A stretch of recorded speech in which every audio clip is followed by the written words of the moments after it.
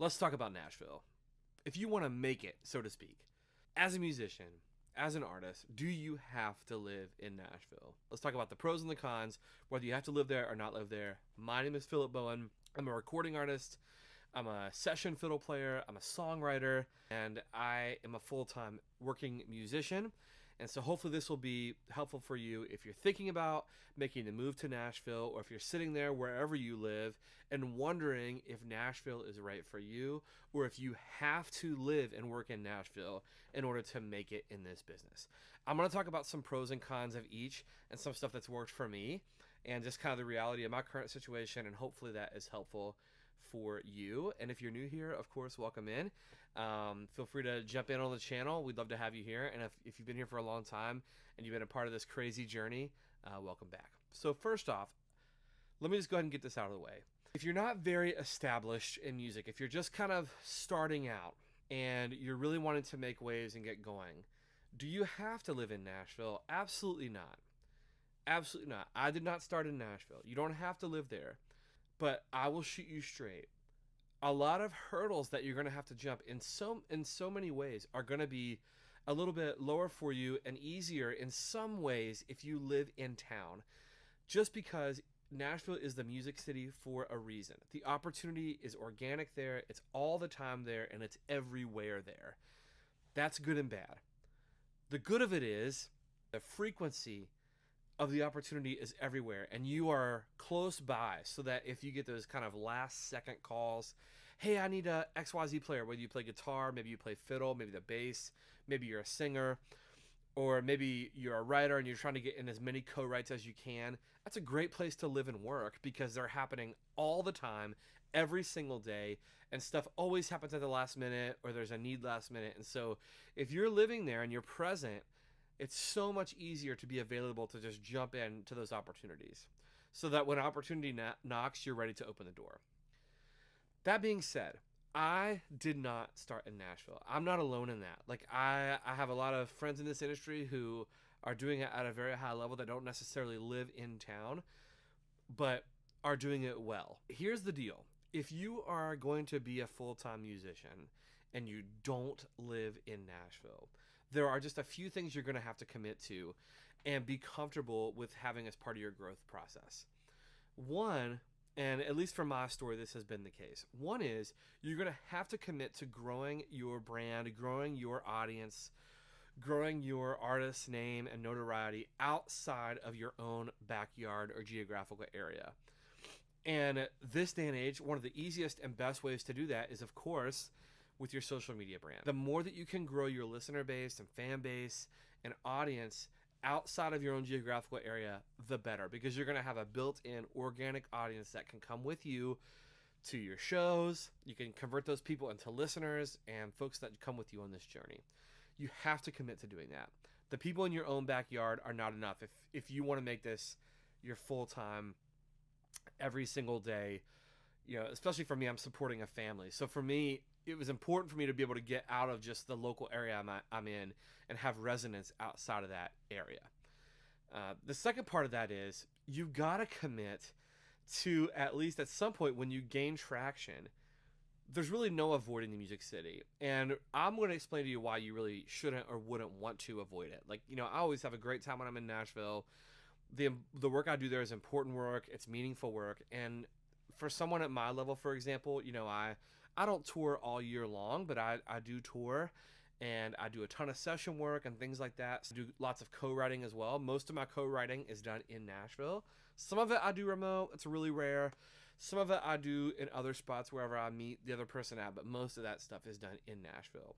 And so for me, what that looks like as somebody who does not live in Nashville full time is, at this point in my career, I go to Nashville about once a month or at least every other month. And typically when I go down to Nashville, I go down for about 5 days or about a week, and I schedule out my week. I have it very regimented. I work with my team on that.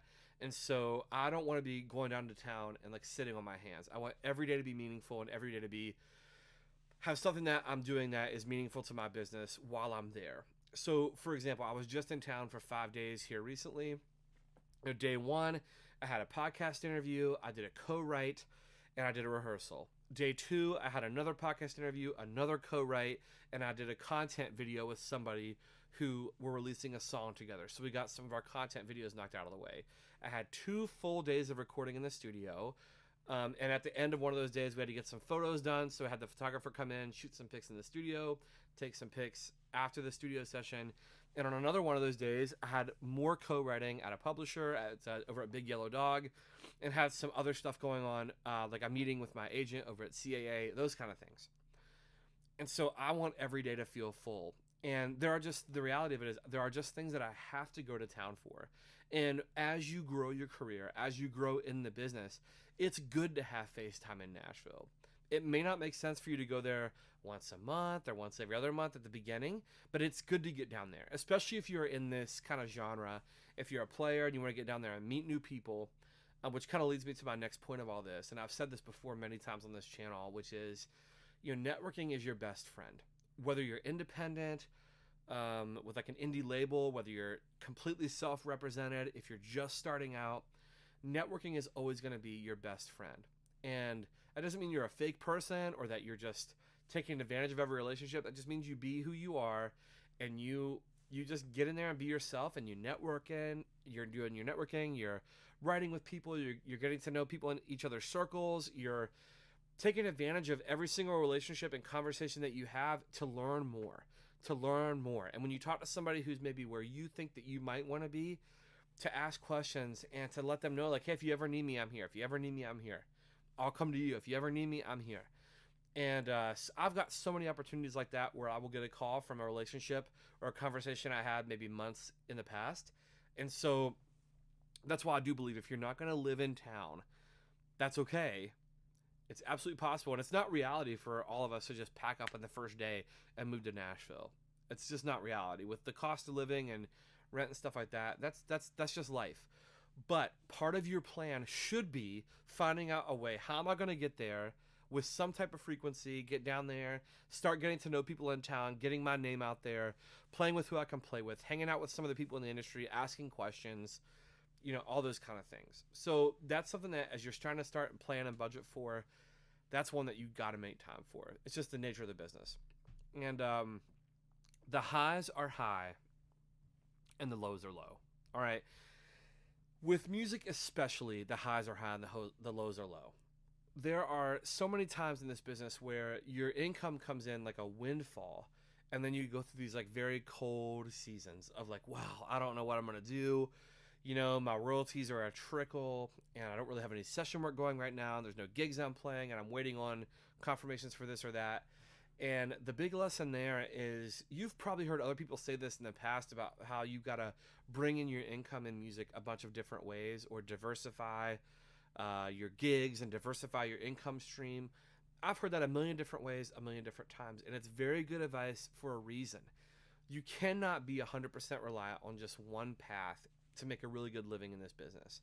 So if you're writing songs, get established and set up the right way. Register with a pro like ASCAP or BMI or CSAC on one of those.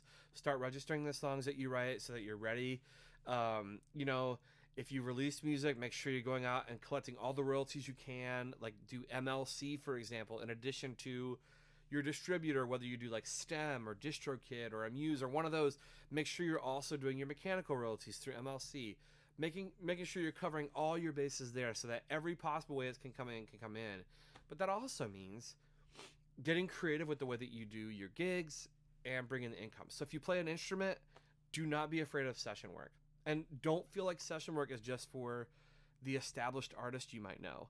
Man, I really hope I get to play on XYZ artist track. That's great if you do, but there are tons of indie musicians out there trying to get started, trying to record songs that need a guitar player or a drummer or a bass player or a fiddle player or a piano player or whatever the case might be.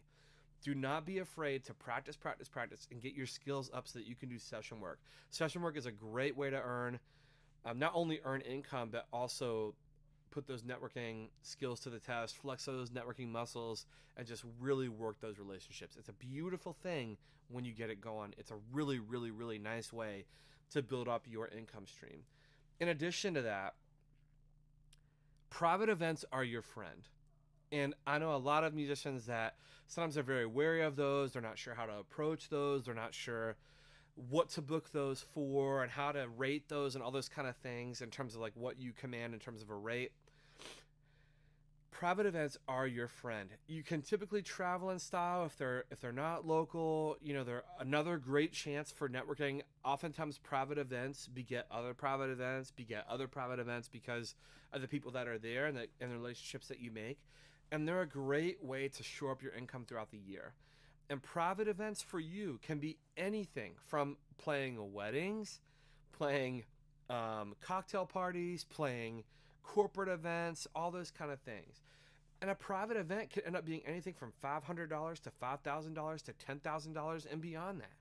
There's all kinds of great opportunities in private events, and getting good at your instrument or your set, and maybe you never play cover songs, but you want to get better at them. I know that's not the sexiest thing all the time if you're a really passionate songwriter, but if you're serious about doing music for a living, you have to commit to being able to pull this income in different ways. You got to do it. Otherwise, you will be stressed out to the max every month. And not that the stress won't happen no matter what, because this business is crazy, but the more you can diversify your income, the better it will be for you across the board. And finally, another great way to diversify that income is stuff like this, like what we're doing right now. Getting good at your content game, whether you do these kind of long form videos on YouTube and just talk to people about the lessons that maybe you have learned, but also performing for people and meeting them where they are without incurring a bunch of extra cost on your end. Ticketed shows are amazing and gigs are amazing, but especially when times are slow. Let's say you have a week or 2 weeks or however long with no travel booked and you don't know where the gigs are going to come from.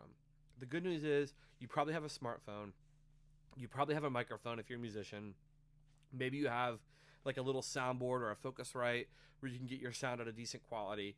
What you do have the ability to do that doesn't cost a thing is to do some live streaming, whether it's on Twitch or YouTube or TikTok or Instagram or any of those, and build up your audience that way.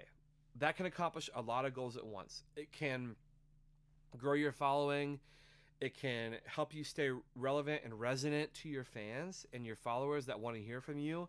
And maybe you have fans in like Des Moines, Iowa, and you live in Massachusetts, and you don't even know when you're ever going to go to Des Moines, Iowa, but that's a great way you can perform for them and keep them in touch with new stuff that you have coming out. Once again, I know that live streaming is not the same feeling as performing in front of a room of real live people in close quarters, and you got the energy and the sights and the sounds and the smells.